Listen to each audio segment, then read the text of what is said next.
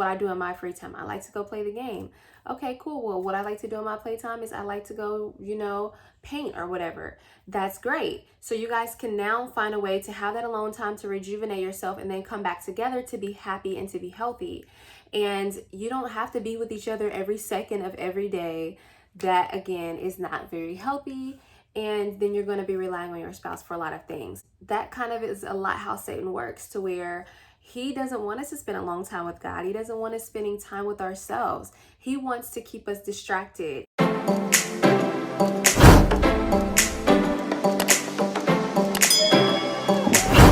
up, everybody? I am Key Loves God. Welcome back to my channel, where I help uplift, encourage, and inspire others on how to be the best versions of themselves. If you guys are new to my channel, please feel free to hit that subscribe button and notification bell so you can be notified every time I post another video. So you guys, in today's video, we are going to be talking about you time, why it is so important to have me time, how it can help nurture yourself, your soul, and how it can really affect your relationship in a positive way. First of all, you guys, I want to start by letting you guys know that when I was first, before I had even gotten married or anything like that, I would spend a lot of time by myself, and I enjoyed it the most. I consider myself to be a homebody, and I really like to enjoy, spending time with God and reading. If I'm not doing that, I'll journal, or I'll watch some of my favorite movies on like Netflix or whatever it may be. During that time, I can really focus on my goals, on what it is that I want to do. What do I have in my mind 5 years from now that I would like to already have accomplished? It can be just the simplest things. It can be small-term, short-term goals, or it can be long-term goals. And these are the type of things that you can really start to focus on once you're having your alone time. But the number one important thing that we get out of it is the fact that we have alone time with God. So let's start with that as number one. God says in Matthew 6:6 to go in a place of solitude, by yourself, close the door behind you, and pray to your Heavenly Father.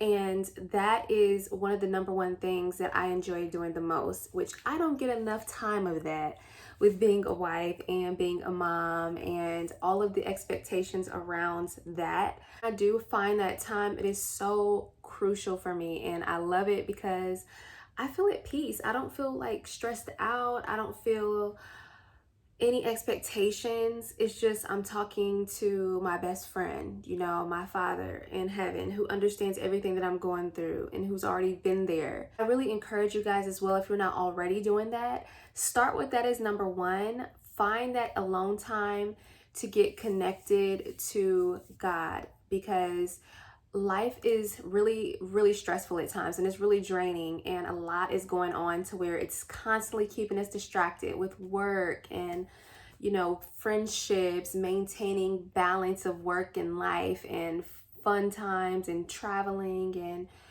bills, priorities, things like that. It just steals life away, and it steals our time away. And before we know it, our whole day is over, and it's like, it gets us in this constant thing of we don't have time for ourselves because we're too busy in the daily activities of life.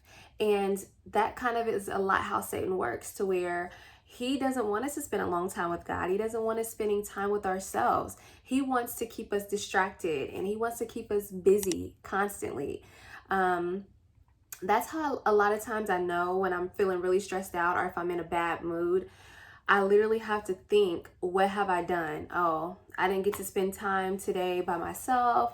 I didn't really get to get my day started off on the right foot because maybe my son will wake me up a little bit earlier, and then I don't get enough time to pray with God by myself.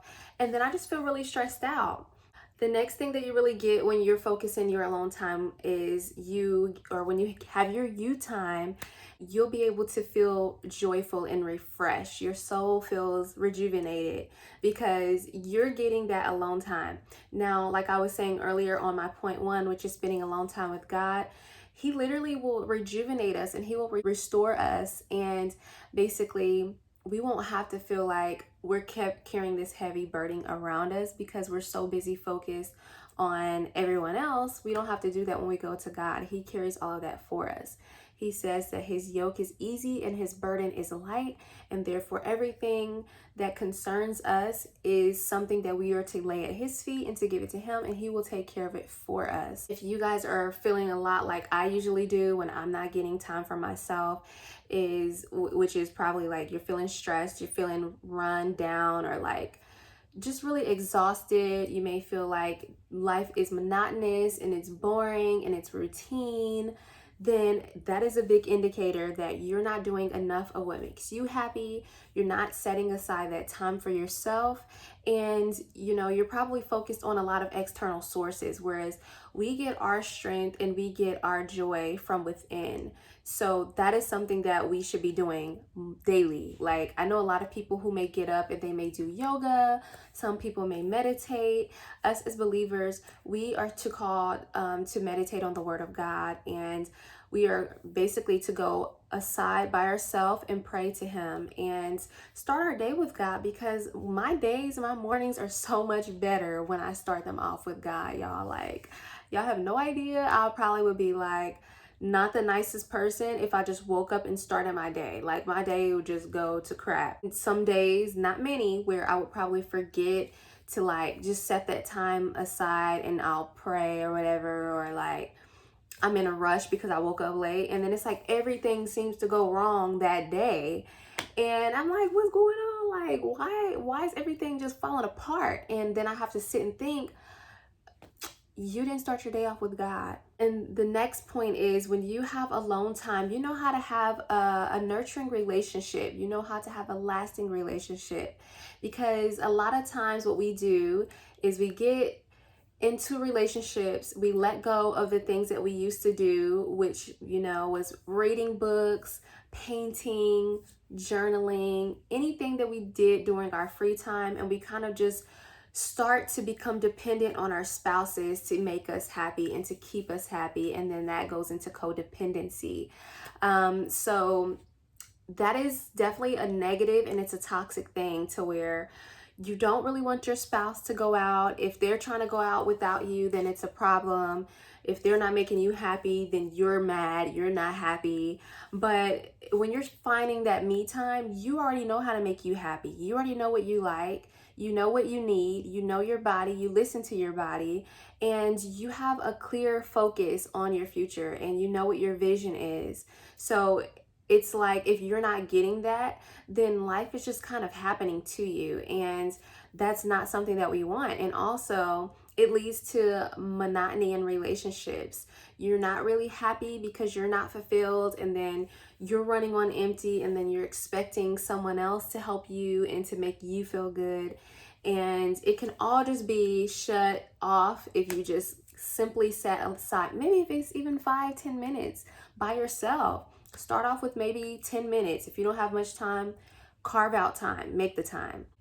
Just take that time to give your brain a rest, which leads into my next point, which is, when you do have that alone time, you're allowing your brain a chance to rest and recoup and to just rejuvenate. And it's almost like a reset button, to where it's like your brain isn't focused on, living in this fear-based type of world that we're in, where everything is just survival. Like, oh, somebody's walking past my car.